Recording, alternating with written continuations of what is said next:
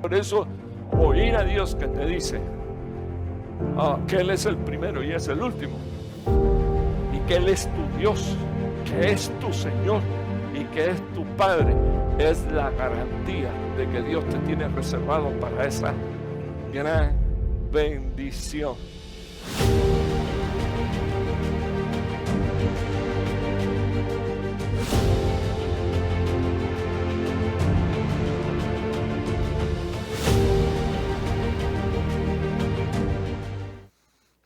Muy buenas noches, amados hermanos. Dios les bendiga mucho, es mi deseo. Agradecido de Dios por podernos conectar nuevamente en este servicio de enseñanza virtual para la edificación de la iglesia y en especial de la familia, los matrimonios y los hijos. Tengamos un minuto de oración. Padre que estás en los cielos, queremos pedirte por favor que tú nos bendigas, Señor, oh Dios, y también queremos pedirte por favor tu dirección, tu guianza, tu protección divina, Señor Jesús, de manera que nosotros podamos plantar la palabra, Señor, necesaria para la edificación, Señor, de tu pueblo. Que ésta no vuelva atrás vacía, sino que haga el efecto para lo cual tú le envías en el nombre de Jesús. Amén y amén. Quiero hablar un tema que lo titulé así: las debilidades del ser humano. Antes de poner nuestros primeros versículos, ¿verdad? Quisiera hacer mención al hecho de que una de las cosas que enseña la palabra de Dios y el apóstol Pablo es que todo nuestro ser, espíritu, alma y cuerpo debe de permanecer irreprensible para la venida de nuestro Señor Jesús. El domingo estuve hablando acerca de cómo el hombre exterior envejece y hay uno interior que se viene renovando y se viene transformando, como dice la palabra, de gloria en gloria, en la imagen de nuestro Señor Jesús, de nuestro Padre Celestial. Y, y sin embargo tendríamos que reconocer que como somos dentro de ese ser integral, hay dos cosas que nos afectan grandemente, y una es nuestra condición humana que está sometida a una ley. Esa ley que hizo mención el apóstol Pablo, que encontró en sus miembros: el bien que quiero hacer, ese no puedo hacer, y el mal que no quiero hacer, ese es el que termino haciendo. A ese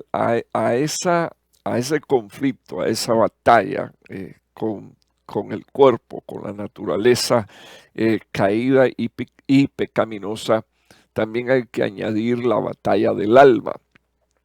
Así que nosotros encontramos en algunos pasajes bíblicos expresiones: ¿por qué te abates, oh alma mía, y por qué te turbas dentro de mí? O sea, por ejemplo, ahí se menciona que el alma, que es la que contiene los sentimientos y las que expresan los sentimientos del hombre, es en una constante batalla, donde definitivamente estas cosas afectan también el espíritu. Es innegable que si el alma es la que termina controlando nuestras acciones, entonces sí les recuerdo a todos los que están bajo el sonido de mi voz que esa es una palabra, alma, es una palabra que se traduce del original hebreo, y esa misma palabra hebrea se puede traducir animal. O sea, la misma palabra que se traduce alma se podría traducir animal. E incluso, hermanos, yo conozco personas que por tiempo han tenido que batallar muy fuerte con situaciones del alma, porque quizás de forma inexplicable eh, sus padres terminaron nombrándole así, y son personas que que en algún momento se entristecen, se agobian, se desesperan y es como que de alguna manera pusieron una marca adicionalmente a eso. No estoy diciendo que los que se nombran así o las que se nombran así tienen ese conflicto, porque todos los seres humanos tenemos un alma, pero yo digo, es un batallar tan fuerte y tan difícil de superar si nosotros no entendemos primeramente que una de nuestras grandes bendiciones aparecen como promesas en la palabra, y una de ellas es a los que le recibieron, a los que creyeron en su nombre. El Señor les dio la potestad de ser hechos hijos de Él, los que no son engendrados ni por voluntad de carne ni de sangre, ni de hombre, sino por la voluntad de nuestro Padre Celestial. Entonces, en mi corazón está el deseo de darle herramientas bíblicas. Estoy diciendo que si nosotros no creemos que esta es una palabra de Dios, entonces nosotros no vamos a poder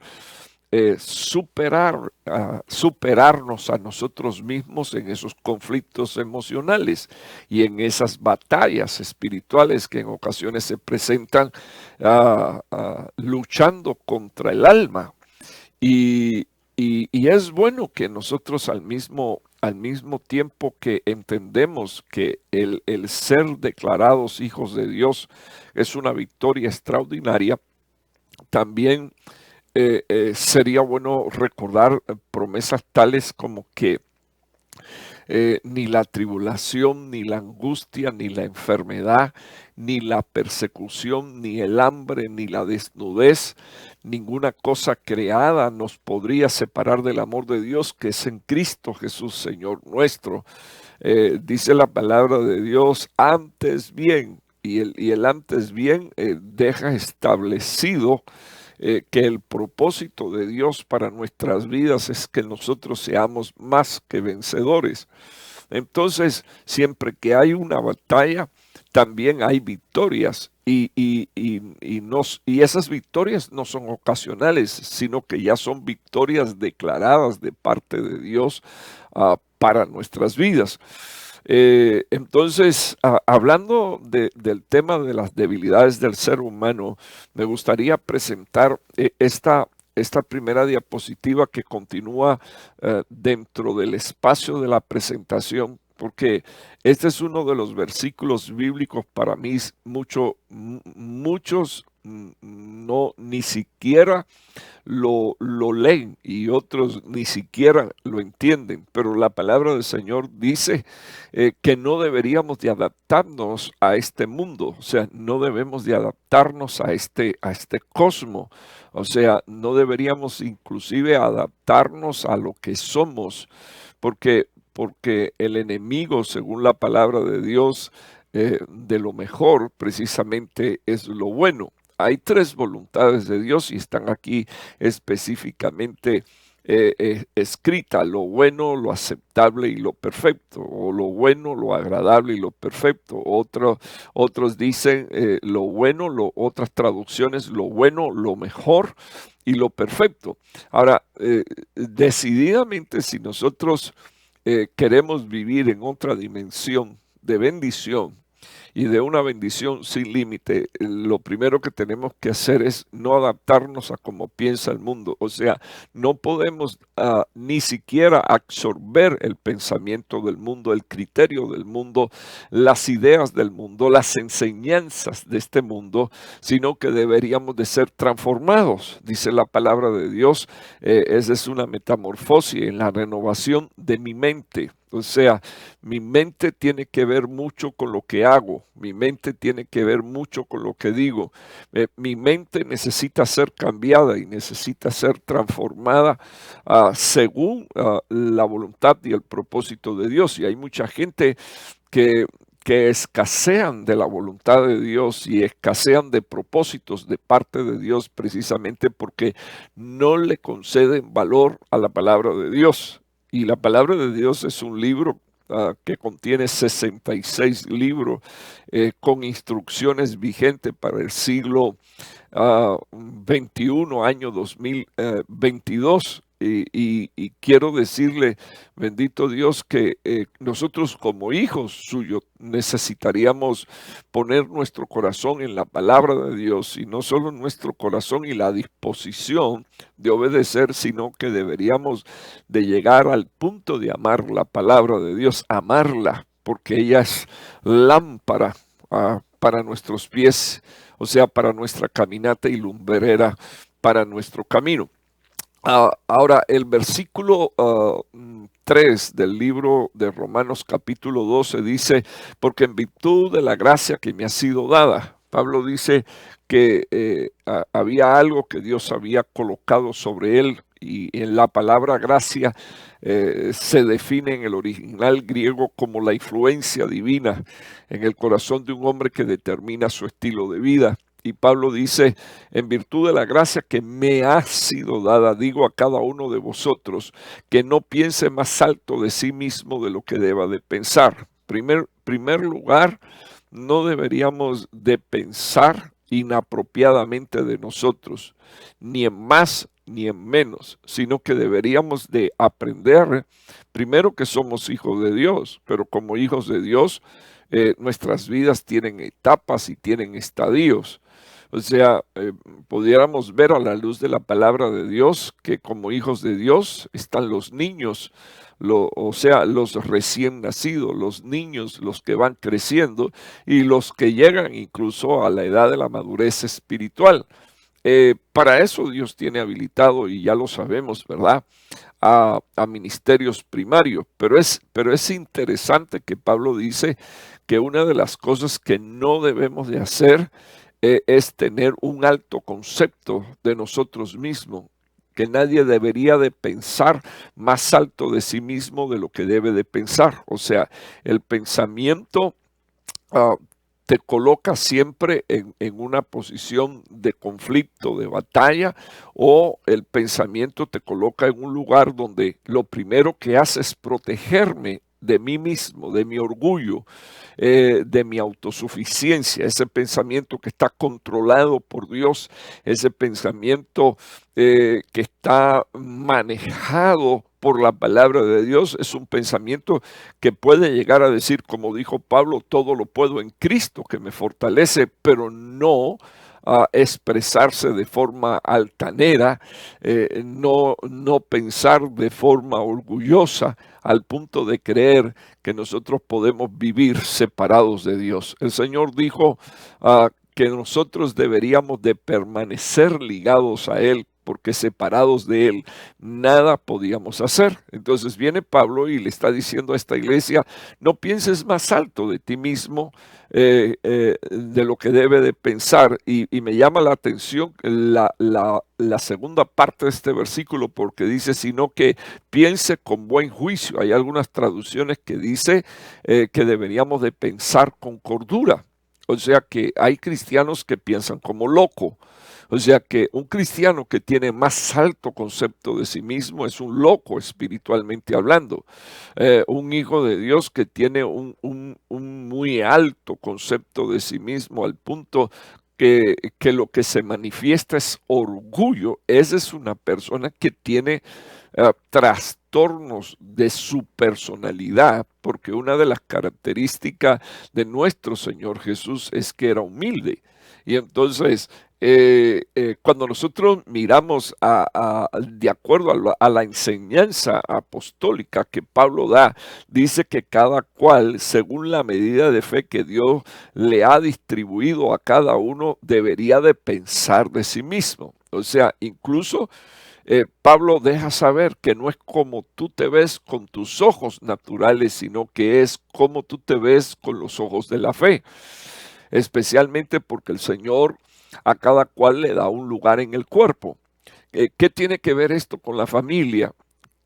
que un niño no puede ser el padre de la casa y el padre de la casa tampoco puede ser un niño. O sea, debemos de pensar cada cual con respecto de sí mismo y pensar con cordura sabiendo el lugar que tenemos en el cuerpo y también conociendo la autoridad y hasta dónde está mi autoridad y hasta dónde están mis libertades, cuáles son los límites dentro de mi casa y dentro de mi familia. Y si nosotros podemos manejar esto de forma correcta a nivel familiar sin ofender a los que están dentro de la casa, sin usurpar autoridad dentro de la casa en la que estamos, entonces también aprenderemos a conducirnos como es digno de un hijo de Dios dentro de la casa de Dios y también pues estamos constantemente al alcance de la mirada de gente que nos sirven a Dios y esto les serviría a ellos de un testimonio extraordinario. Entonces yo estoy usando Romanos 12:2 y 12:3 primero para que entendamos que una renovación de nuestra mente no nos permitirá conformarnos al pensamiento de este mundo y parecernos a este mundo y parecernos a los mundanos de este mundo, a la gente que viven sin ley, muertos en delitos y pecados. Y lo próximo que entiendo por la palabra es que una transformación traería una transformación de mi mente, traería la voluntad de Dios para mi vida. Y cuando leo el versículo 3, que es el siguiente, esa transformación de mi mente jamás permitiría que yo piense con un alto concepto de sí mismo, sino que voy a pensar acerca de mí con cordura, pero al mismo tiempo con una medida de fe. Soy hijo de Dios y al ser hijo de Dios puedo decir, como dijo Pablo, todo lo puedo en Cristo que me fortalece. Yo quiero hablar ya dije que el título del tema son las debilidades del ser humano. Entonces quiero hablar de una que es una debilidad y yo la titulé, aquí está en su pantalla, la cobardía. Quiero hablar unos minutos de esta debilidad. La cobardía es una de las debilidades más habituales en las personas. Y cuando hablo de la cobardía, hablo también de temores, de preocupaciones que rebasan la preocupación y se vuelven temores y hacen que la palabra que Dios plantó en el corazón sea desarraigada. Así que hay mucha gente que le cuesta trabajo dar un paso e incluso hacer el cambio, hacer ese cambio que ellos necesitan hacer. Y digo así porque hay gente que saben que necesitan hacer cambio, pero tienen temores en sus corazones de qué piensan, del qué dirán, cómo pensarán acerca de mí, cómo van a tomar en cuenta mis acciones, mis actitudes. Les interesa mucho lo que piensan los demás y esto con lo que tiene que ver es con un temor que no es temor de Dios. La cobardía casi siempre tiene su origen en la inseguridad.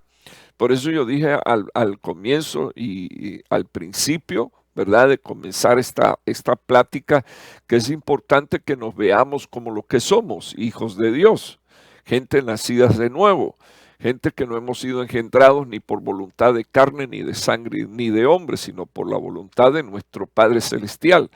Por eso dije anteriormente que era importante que nosotros no pensáramos como piensa este mundo, ni viviéramos bajo las influencias del pensamiento de este mundo.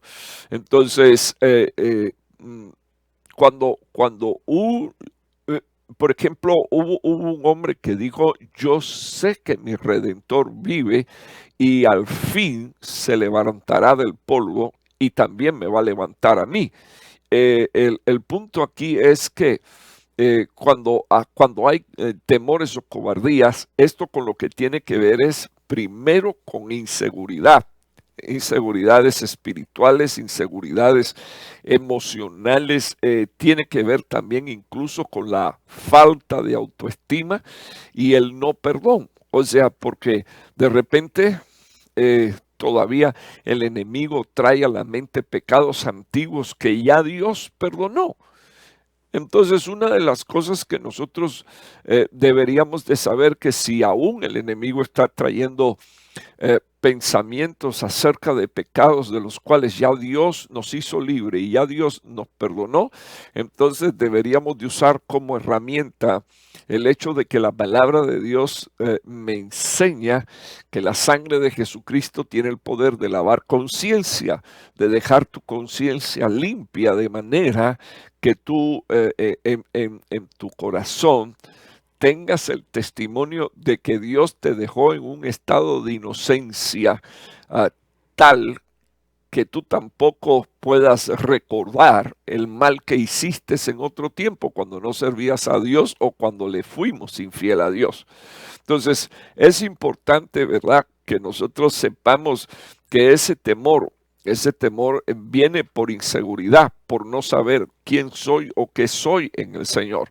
Y al mismo tiempo la falta de autoestima tiene que ver precisamente con el hecho de no sentirnos perdonados. Y al no sentirnos perdonados, incluso empezamos a sentir rencor contra otras personas como resultado de ese mal espíritu dentro de nosotros. Entonces, de ahí el que a mí me gusta cuando estoy hablando de estos temas usar principios bíblicos, porque es importante que nosotros siempre regresemos a la palabra de Dios. Cuando usted usa principios bíblicos, esto hará que tus pensamientos y también hará que tus acciones se alineen con la palabra de Dios. Nosotros no tenemos necesidad de estar alineado con el criterio o el pensamiento de alguien que no tiene a Dios en su corazón. Más bien nosotros deberíamos de alinear nuestros pensamientos y nuestras acciones a la palabra de Dios. Así que llegará un momento en que tú mismo te sentirás satisfecho de tu comportamiento y de tus actitudes, porque sabes que has caminado con Dios, sabes que eres un hijo de Dios, sabes que eres un hijo obediente, sabes que tienes el derecho de ser prosperado conforme a la palabra de Dios y no vas a tener duda de que tu recompensa sin duda vendrá y no va a tardar. Cuando tú miras en las escrituras, una de las cosas que yo veo es que hombres que obedecieron a Dios ganaron con el tiempo confianza y ganaron con el tiempo seguridad. A Josué le dijeron, mira que te mando que te esfuerces y seas valiente. No temas ni desmayes, porque yo, Jehová tu Dios, estoy contigo donde quiera que tú fueres. Solo te pido, por favor, que tengas el cuidado de guardar las palabras de esta ley para que entonces a ti te vaya bien todos los días de tu vida. Este hombre fue un hombre que conquistó a 31 reyes y 31 reinados. Y cuando tú lees la palabra de Dios, hacia el final de sus días, Dios le dijo que ya había llegado a la ancianidad y todavía faltaba mucho por conquistar. Pero lo cierto es que él dejó el principio plantado en toda la congregación de Israel y le dijo a Israel, escojan hoy a quienes ustedes van a servir, si a aquellos dioses, a aquellos demonios que sirvieron vuestros padres en el desierto, o a Dios, pero yo y mi casa serviremos a Jehová. Aquí hay un principio de base y me interesaría que usted supiera que la nación es bendita cuando hay familias que saben hacer la voluntad de Dios. Iglesias son bendecidas cuando en la iglesia hay familias que quieren agradar a Dios. No estoy diciendo un hombre, sino que hay familias que quieren agradar a Dios. Y fue un hombre el que tomó la decisión de hablar por su esposa y de hablar por sus hijos y decir delante de toda una nación. Y yo creo que quizás eso es lo que nos está fallando y nos está faltando, la hombría y la capacidad de hablar en el nombre del Señor Jesús, sabiendo el lugar que tenemos en el Señor, la autoridad que tenemos en el Señor, para decir lo que dijo Josué.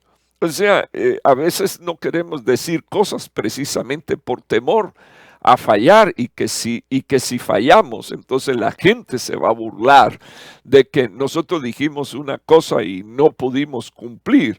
Pero yo creo que cuando hay deseos de hacer votos para Dios, una de las cosas que hará el Espíritu Santo de Dios es producir en sus hijos el querer como el hacer por su buena voluntad. Así que Josué habló y tenía por testigo a los visibles y a los invisibles.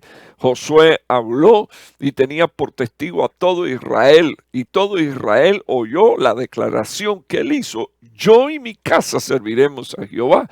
Pero también los testigos invisibles, las potestades en los aires, escucharon la disposición que había en el corazón de un hombre que había sido renovado en el espíritu de su entendimiento.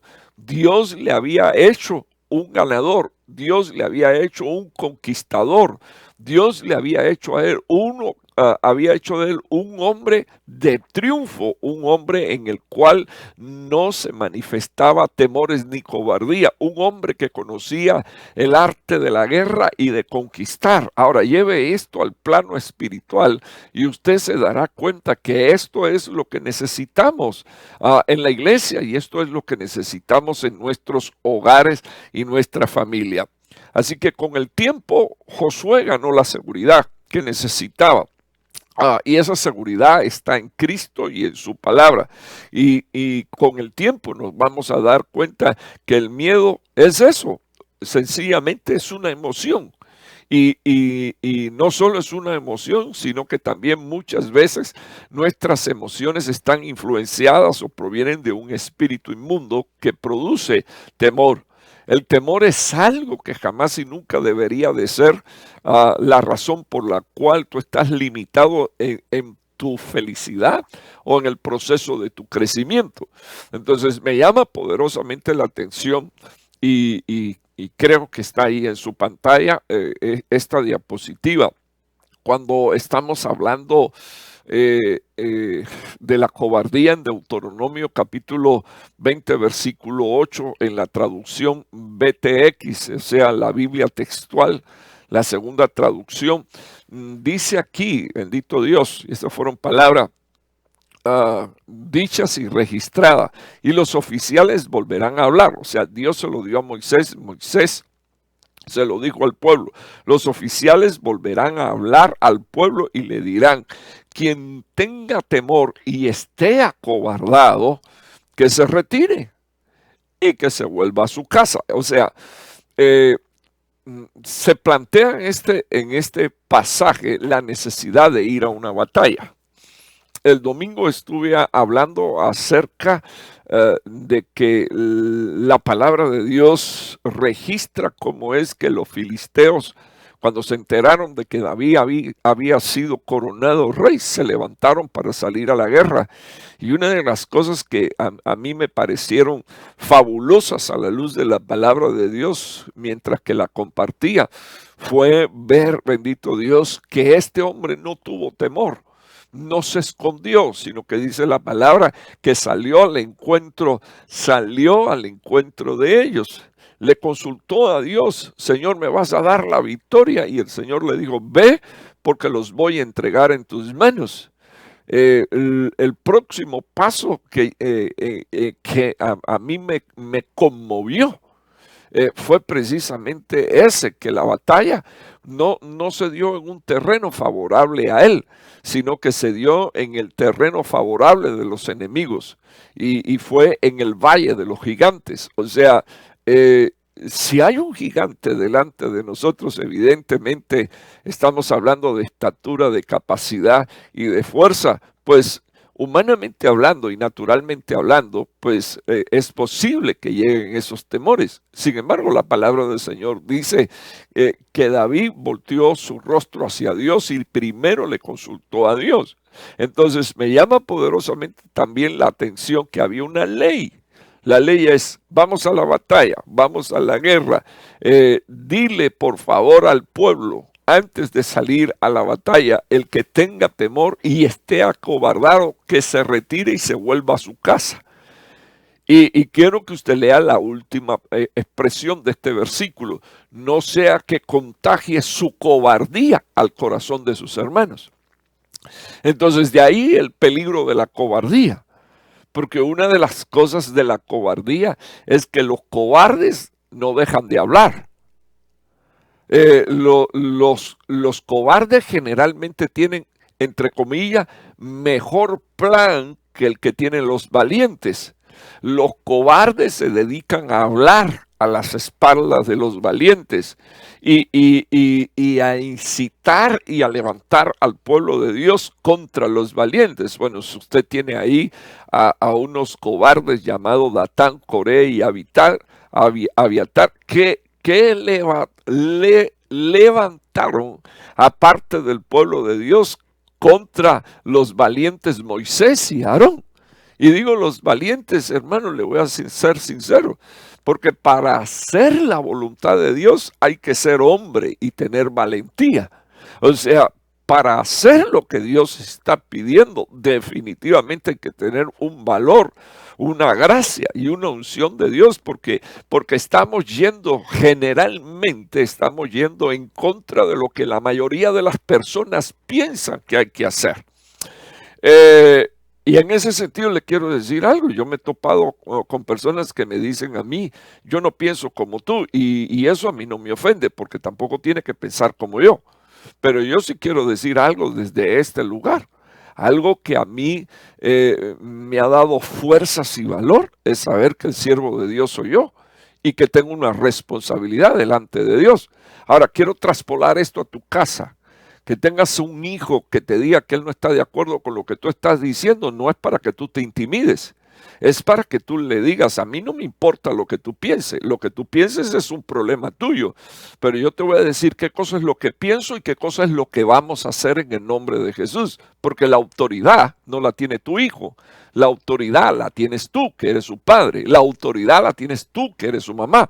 Entonces, puesto así de esta manera, el Señor le dijo a Israel, háblale al pueblo, y el que tenga temor y esté acobardado, que se retire y que se vuelva a su casa. En otras palabras, que se eche a un lado, que se esté tranquilito. Está bien, no quieres pelear esta guerra, está bien, no quieres pelear esta batalla, no me voy a ofender contigo, pero échate a un lado, porque sé que si sigues al lado mío, lo que vas a terminar haciendo es contagiándome con tu cobardía.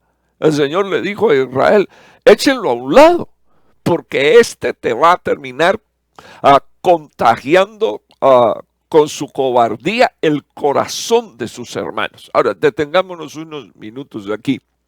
Ya dije que para hacer la voluntad de Dios hay que ser hombre.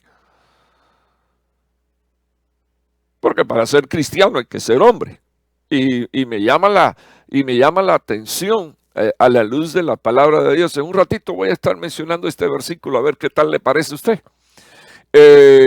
Me llama poderosamente la atención que esto es lo que hace la cobardía, manejar los pensamientos, los sentimientos y la voluntad de los otros que están rodeando a los cobardes.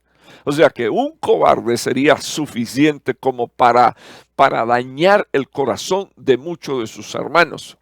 Entonces, ok, se necesita valor para servir a Dios. ¿Y qué hago cuando tengo un hijo que no quiere servir a Dios? Bueno, lo primero que quiero decirle, hermano, que un hijo que no quiere servir a Dios es un cobarde, porque no quiere pagar el precio. Es un cobarde porque decidió agradar a su carne en vez de agradar a Dios y hacer la voluntad de Dios. Entonces, déjeme decirle algo, un cobarde dentro de la casa es uno que contamina el corazón de sus hermanos. O sea, el cobarde no sale a la batalla. El cobarde no quiere ni siquiera pelear con su carnalidad. El cobarde no quiere pelear con sus vicios. El cobarde no quiere pelear contra el pecado. El cobarde no se quiere levantar contra los espíritus inmundos y guerrear del lado de Dios. Eso es lo que hace el cobarde, pero termina desalentando a sus hermanos. Entonces, me llama poderosamente la atención que Pablo le dijo a Timoteo, segunda de Timoteos 1:7, porque no te ha dado Dios un espíritu de cobardía. O sea, si Dios no lo da, entonces una de las cosas que yo tengo que entender es que si Dios a mí no me da un espíritu de cobardía, cuando yo siento temor y la cobardía quiere controlar mi espíritu de tal manera que me inmoviliza, yo estoy recibiendo un ataque demoníaco al que yo me tengo que sobreponer en el nombre de Jesús, usando las armas que Dios me ha dado. O sea, vistiéndome las armas, poniéndome las armas de luz, usando las cosas que Dios dejó como una herramienta para nosotros. Y yo creo, yo sigo diciendo, hermano, poderosa es la palabra de Dios, la espada de dos filos, la espada del Espíritu, que es la palabra de Dios. Desde luego, hay otras cosas como calzarse el Evangelio, porque ese representa nuestra caminata con Dios. Entonces es importante que nosotros entendamos que Dios no envía ese espíritu de cobardía. El espíritu de cobardía no es prudencia. El espíritu de cobardía no es gentileza. El espíritu de cobardía es eso, que tú sientas temor de enfrentar el pecado, que tú sientas temores de enfrentar a los impíos, que tú tengas miedo, le tengas miedo a los demonios y los demonios te paralicen.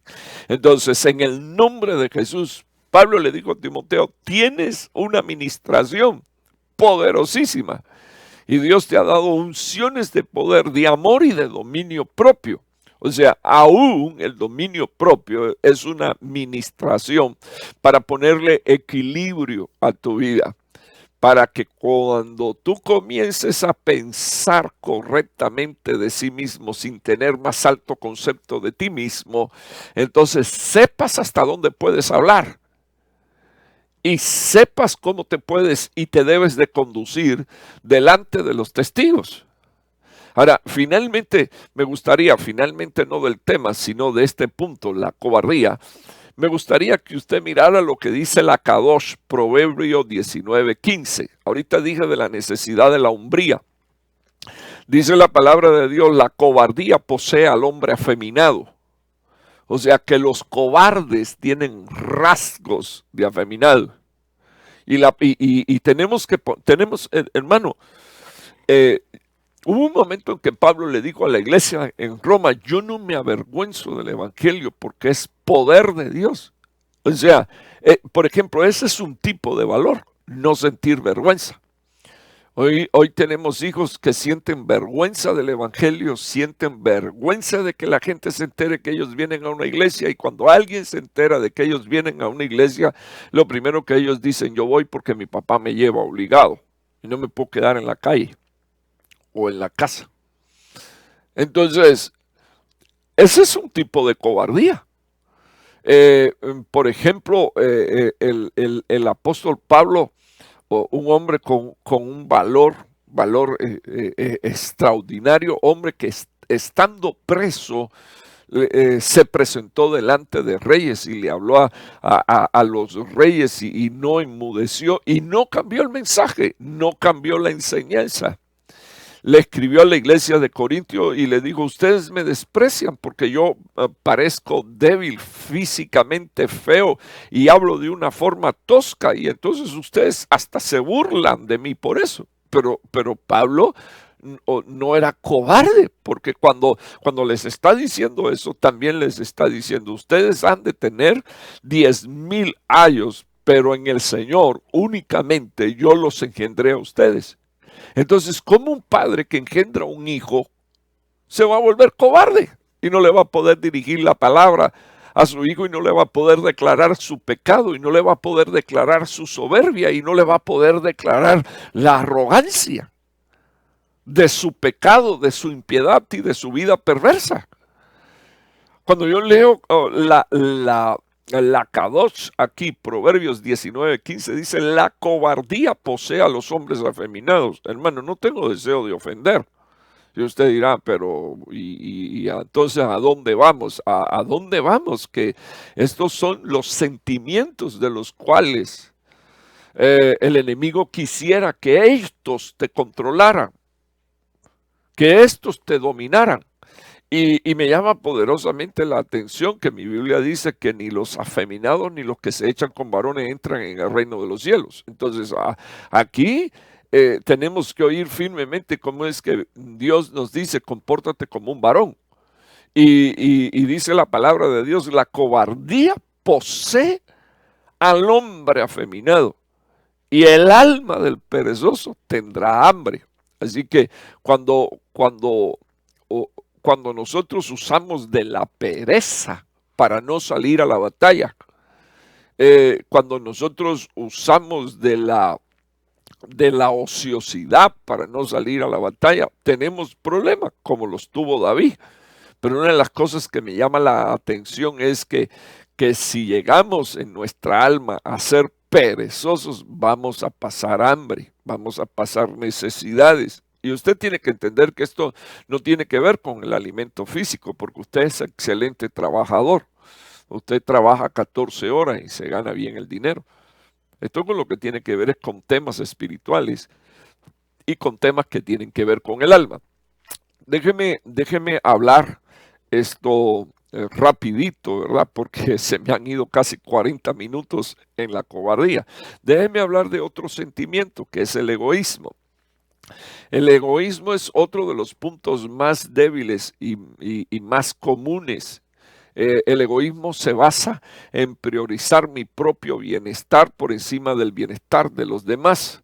Así que muchas veces nosotros mismos ni siquiera nos damos cuenta de que somos egoístas. Créame que muchas veces no nos damos cuenta ni siquiera de que nosotros mismos somos egoístas.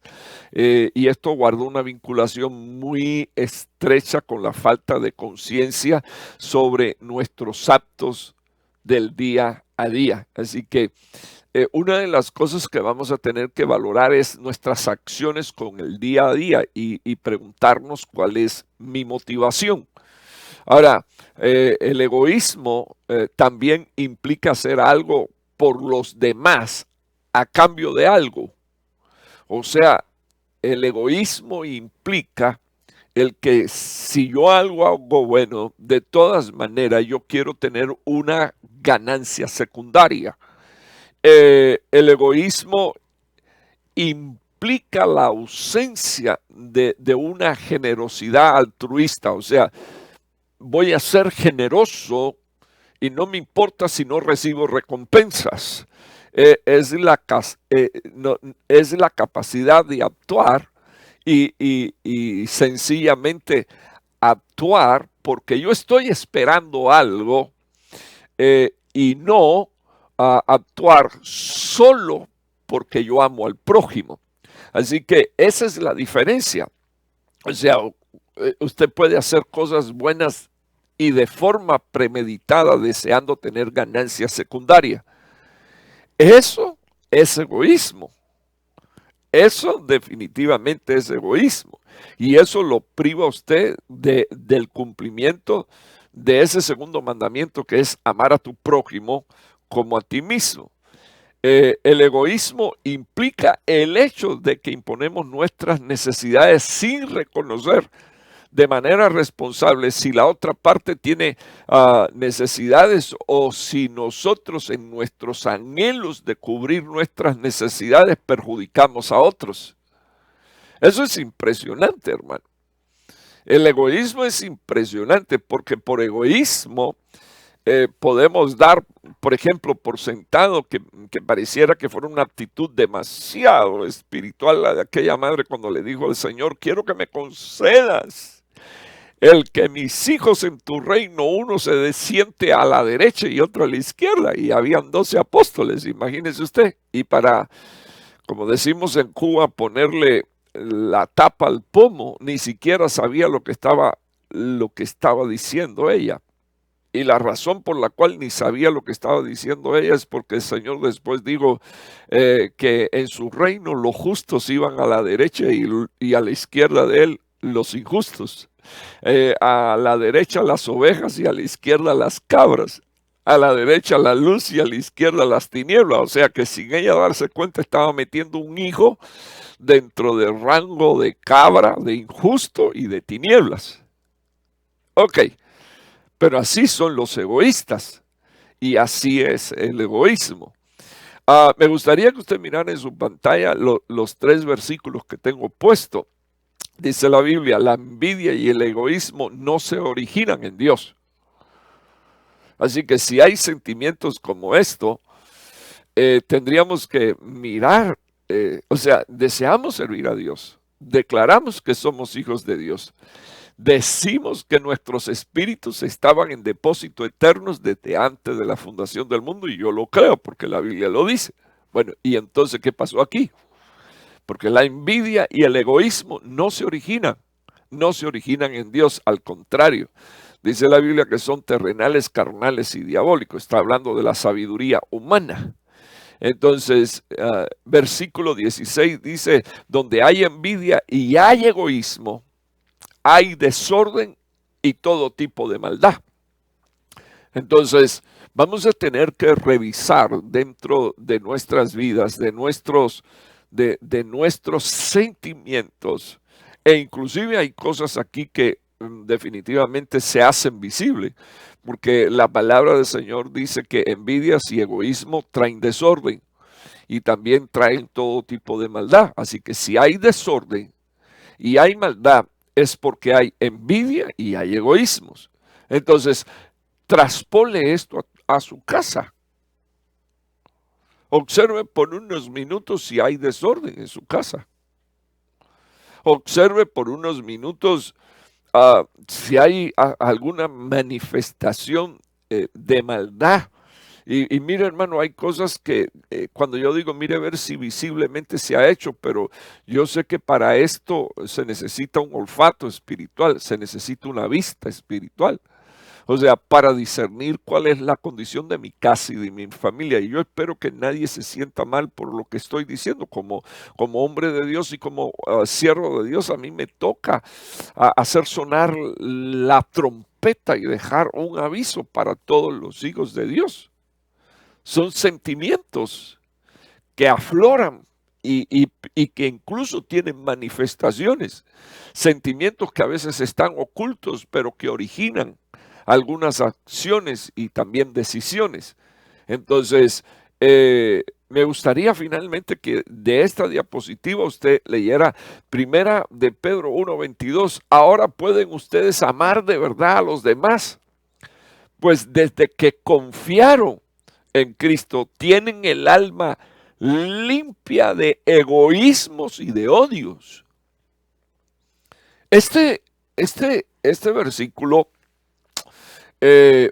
me deja seriamente pensando, hermano.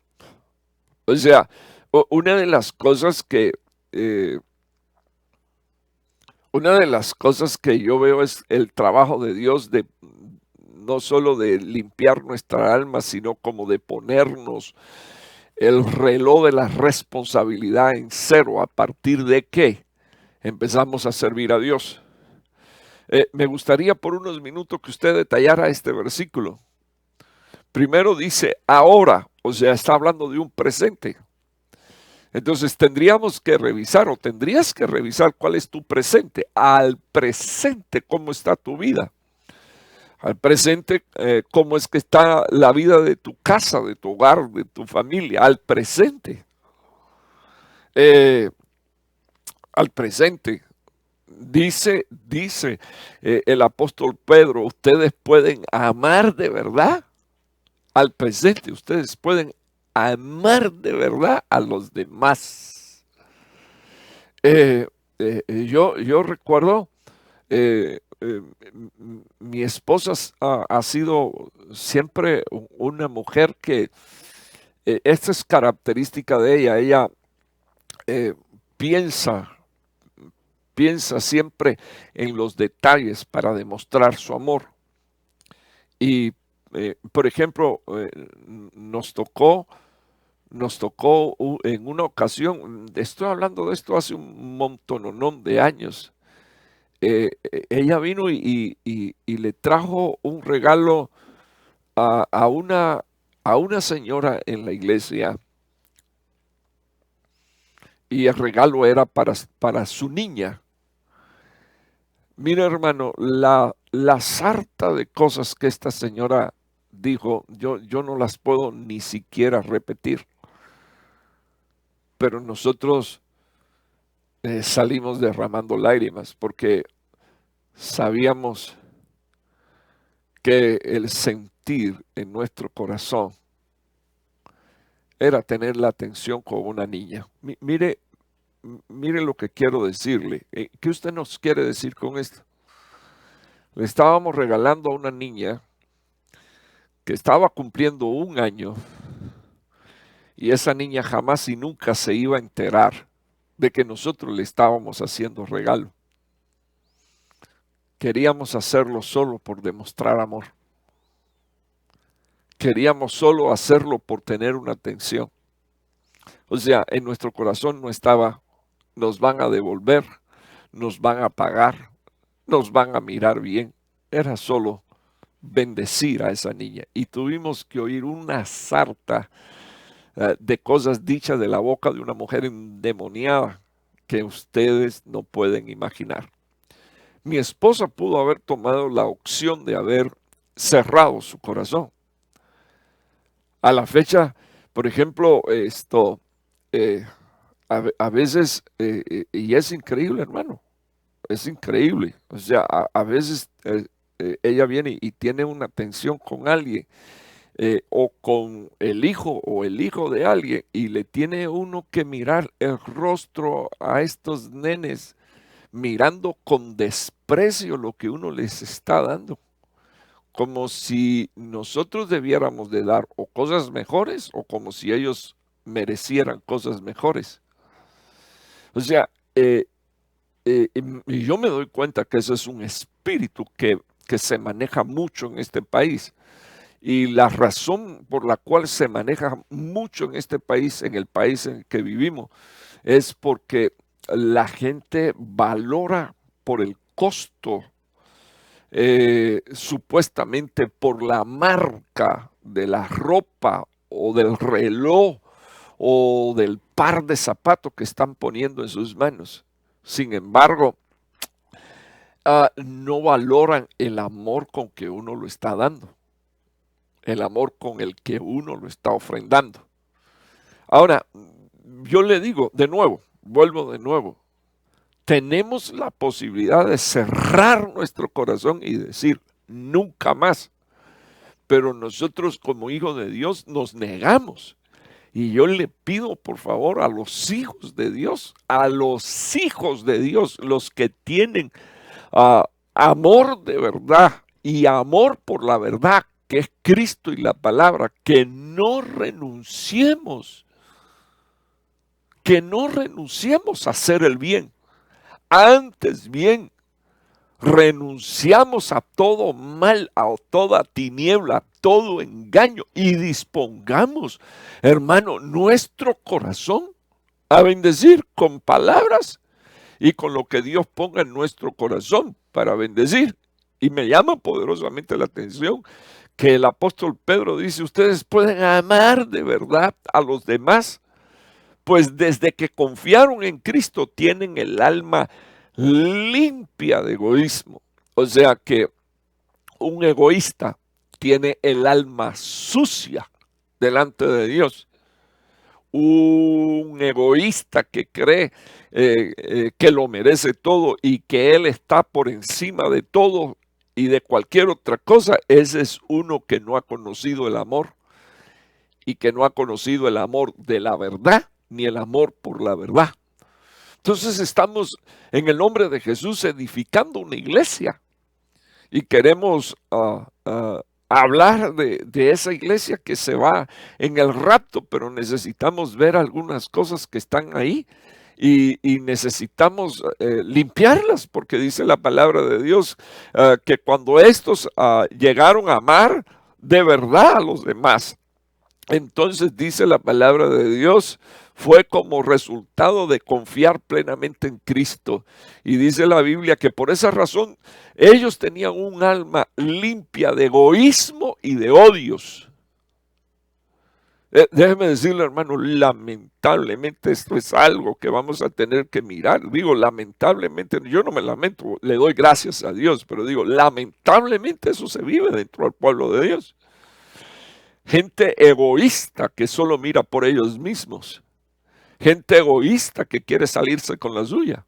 Gente egoísta, soberbia, arrogante, hermano, que necesita entender que lo único que tienen sucio es su propia conciencia y su alma.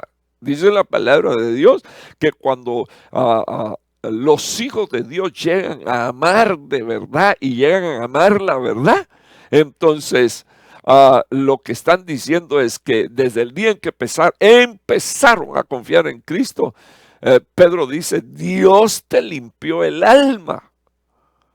¿Te la limpió? ¿De qué? De egoísmo y de odio. Bueno, y si ahora mismo hay egoísmos o hay odio en tu corazón, entonces, ¿qué pasó?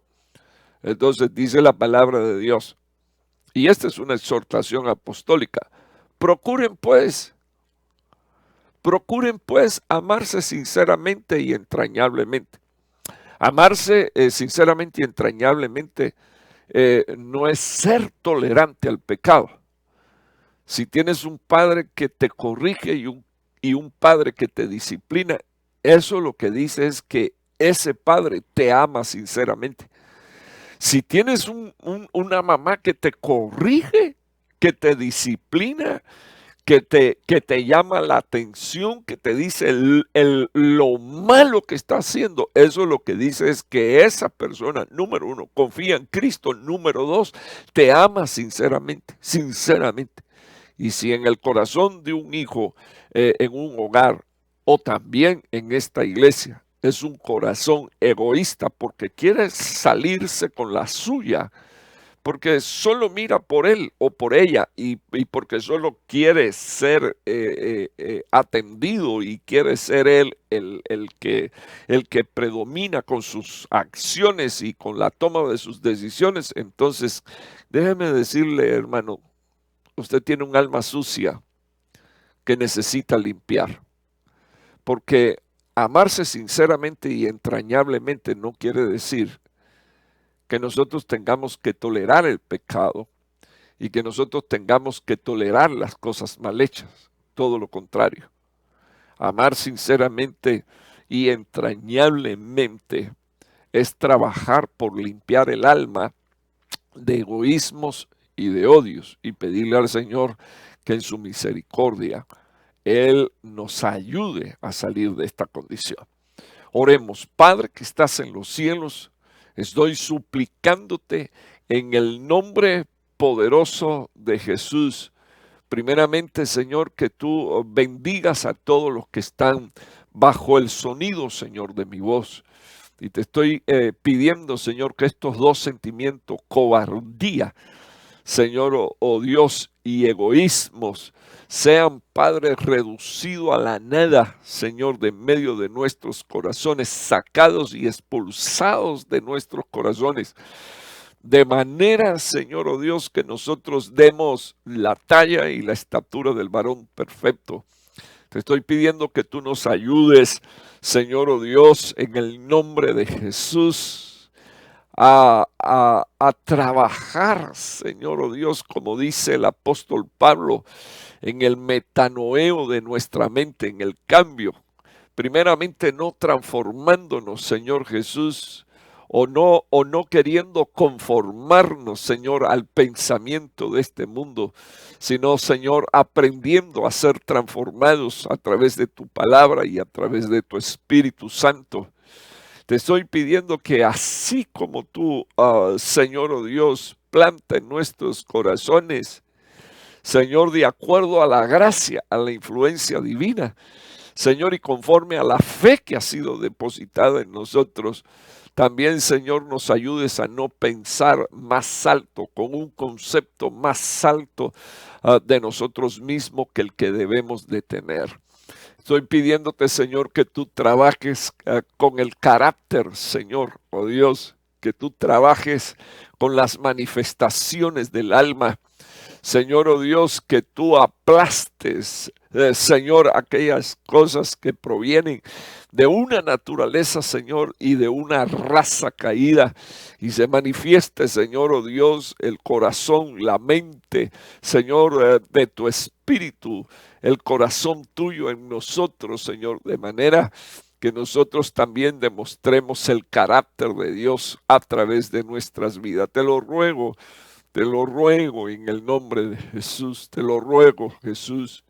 Te lo ruego, Señor, que tú limpies el alma, Señor, sucia, oh Padre, de egoísmos y de odios. Te ruego, Señor, que tú eches, Señor, esa cobardía del corazón que hace que los hombres se comporten como afeminados. Te ruego, Señor, oh Dios, que cada uno de nosotros recibamos, Señor, oh Dios, un espíritu, así como Pablo dijo a Timoteo, de poder, de amor y de dominio propio, Señor, para manifestar el carácter, Señor, tuyo, la vida tuya, el evangelio, Señor. Te pido, Señor, que tú nos ayudes a usar las armas de tu espíritu, la palabra, Señor, las sandalias, el escudo de la fe, Señor, oh Dios, el yelmo de la salvación. Cubre, Señor, nuestros pensamientos con palabras, Señor, tuya. Cubre nuestros pensamientos con pensamientos santos de tu Espíritu. Y edifica, Señor, oh Dios, a una generación con temor de Dios, oh Padre Santo, que vence, Señor, los estados de ánimos, Señor, de un alma trastornada, Señor, por el pecado y por sentimientos que a ti no te agradan. Te lo ruego en el poderoso nombre de Jesús, con gracias. Amén y amén. Desde acá estoy saludando y bendiciendo a las iglesias, pastores y congregaciones que cubro en Cuba, Italia, Canadá y Estados Unidos. Que tengan una feliz noche, una semana prosperada por la mano de nuestro Señor Jesucristo, y que Dios te guarde y te bendiga.